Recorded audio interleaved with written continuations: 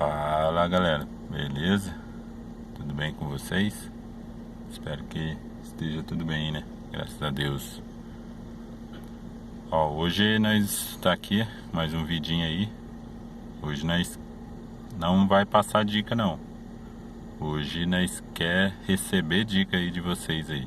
Esse canal também é assim.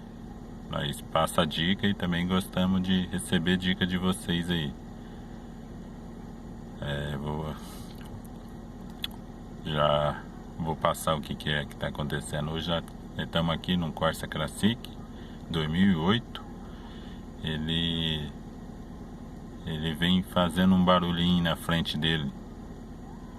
Barulhinho só quando passa em asfalto ruim. Só quando passa em asfalto ruim ele faz um barulhinho na frente dele. Quando tá numa pista boa não faz um barulhinho.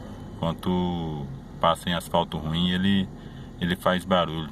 Ele faz um barulho na frente dele. Não tenho certeza, mas não, pra mim não é amortecedor não. Pra mim não é amortecedor não. Pra mim é outra coisa ali na frente dele ali, às vezes solto. Não sei.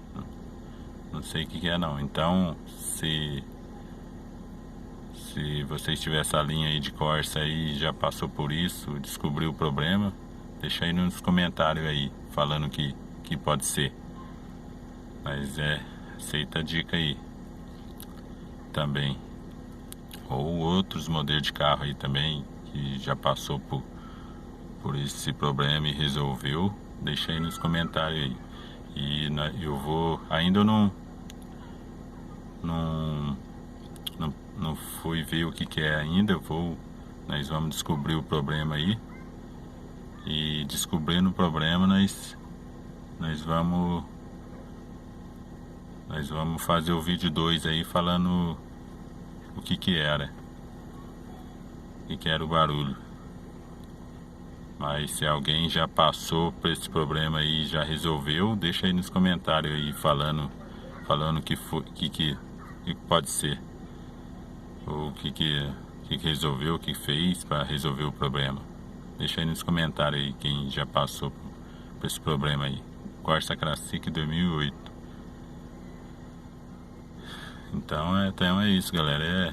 Ele é só quando passa em asfalto ruim, ele faz um barulhinho na frente. Na pista boa ele não faz um barulhinho.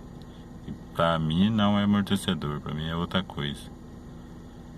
Então valeu galera.